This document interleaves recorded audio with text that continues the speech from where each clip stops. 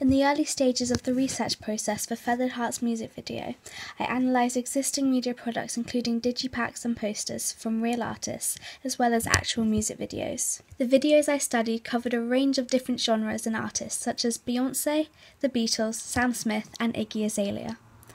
Due to stars such as these being very successful and famous, I felt these were ideal artists to research, as they would give me a deeper insight into the conventions of the type of product I wanted to make. Performance-wise, I see Feathered Heart's Let Go music video as being a reactionary representation, as the band is shown singing in a studio.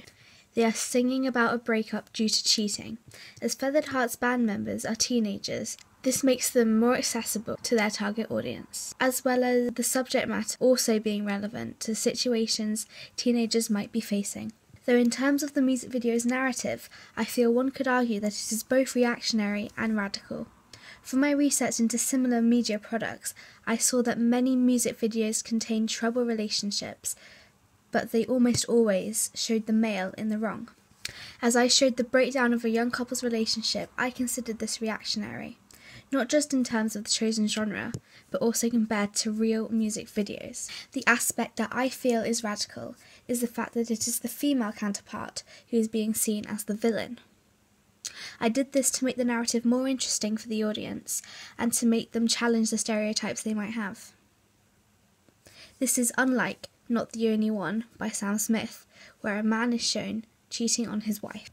However, Feathered Heart's music video holds more similarities with real media products. For example, in Lady Antebellum's Just a Kiss, the video shows the band singing about another couple's relationship. This is where I got inspired to use this idea in my own music video. Even though the relationship being shown in Just a Kiss was a positive one, I am glad this idea still works with my music video. While conducting my research for Feathered Heart's music video, I looked into a few products which included some aspects of fragment, fetishize, and voyeurism, such as Anaconda by Nicki Minaj and Wiggle by Jason Derulo. This was not relevant for my music video, as it was nor appropriate nor a convention of my chosen genre, which is indie. I definitely do not want my video to be sexualized, as I wanted my audience to be focused on the music and the story being played out. Feathered Heart's music video had a strong relationship between audio and visual. I used the lyric, "I will let go of you," as inspiration when it came to creating the narrative. This means the song lyrics are being shown visually, thus making a strong link between what the audience are hearing and what they are seeing. Let Go also relates to Levi Strauss's theory of binary oppositions. I believe this was achieved through my mise-en-scène choices. I had the male band member wear the same costume as the male actor to create a link between the two individuals, and had the two females wearing dark clothing. I think this gave a sense that one was good and one was bad, influencing the way the audience felt about the characters and the perception of the song.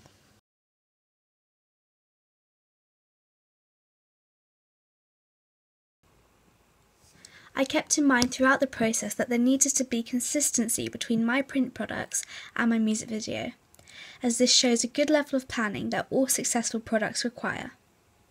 I believe my poster and digipack looked professional and would succeed in promoting Feathered Heart. I think this was achieved by having a strong vision of what I wanted my products to look like, and how I wanted my stars to be represented from the early research stages. I think the print products accurately represent my star's personality and music style. I decided I wanted Feathered Heart's image to be stereotypical of their music genre, which is indie pop. The photos used in my digipack and poster represent the band as fun and carefree. This relates closely to Richard Dyer's Utopian Possibilities, as I feel their audience would listen to their music for escapism. One reason that makes me think this is Feathered Heart's image is very accessible and relatable. This was in order to make the audience feel more connected with the band. One way I upheld consistency between my print products and music video was filming in the same locations I photographed my stars in for the digipack and poster. I chose to film the performance part of my music video in the studio, as there would be good lighting equipment available for me, as well as backdrops. One reason behind having the band sing against a white backdrop was to keep it simple and enable the audience not to get distracted away from the story and lyrics. The white background and the garden I photographed in were also chosen to represent the band's innocence and youth, as nature and the colour white bring connotations of purity. I feel the song I chose, Let Go, by Like Swimming, nicely contrasts this image. I had a clear idea of the type of shots I wanted from my photo shoots from the beginning.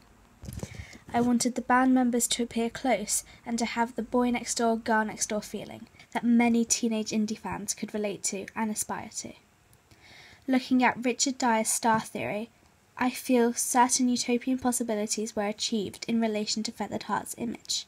I think they very much represent community, as they are their target audience, which would make it reasonably easy to connect with the audience. Looking at this page of the digipack, the band members appear very relaxed and natural. This was also the feel I wanted to create in my music video.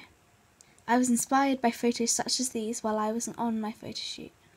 Other pages such as these create a really youthful, positive vibe that I feel many teenagers will want to associate with. Though the song I have chosen is reflective and melancholy, this theme does not run through the music video.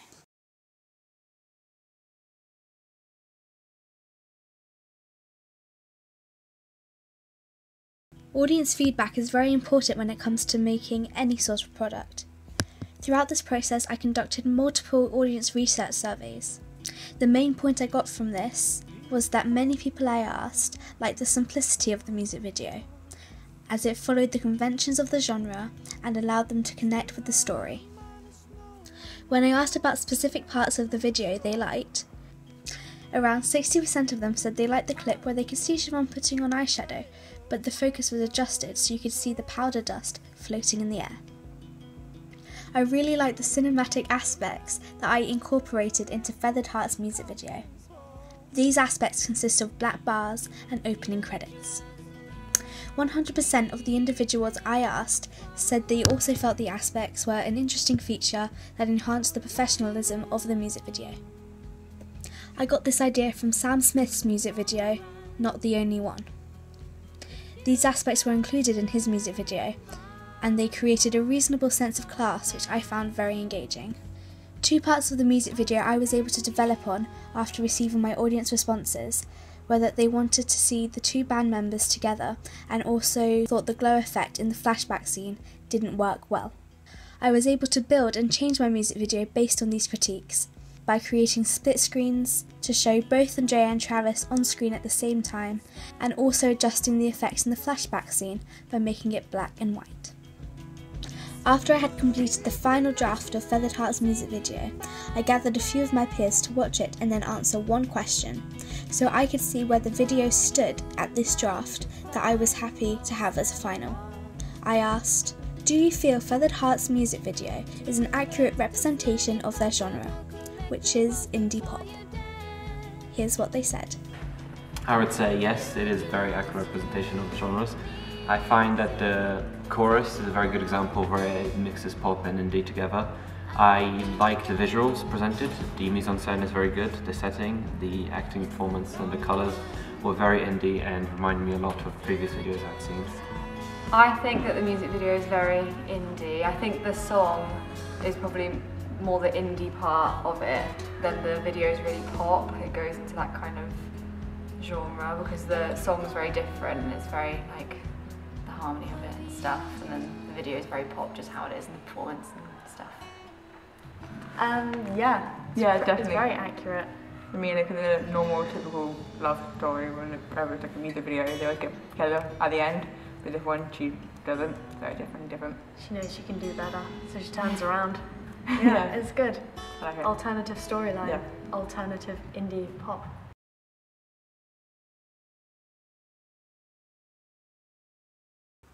I used a variety of technologies when it came to producing and editing Feathered Heart's music video and ancillary products.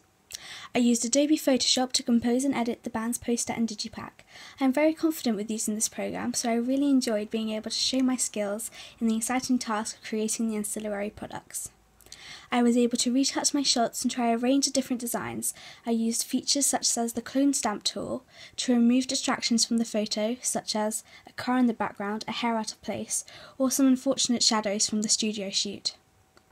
I also added other pictures like the frame in the studio shoot to make it more extravagant, and the iTunes sticker in the corner, both of which I feel were important features as I wanted my product to look as professional as possible. I used Adobe After Effects in the post-production stage of making this music video.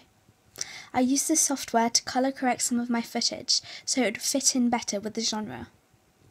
For example, I made the colours slightly warmer in some parts so it would not look so harsh, and for other shots I changed the brightness and contrast levels to make the mood more appropriate.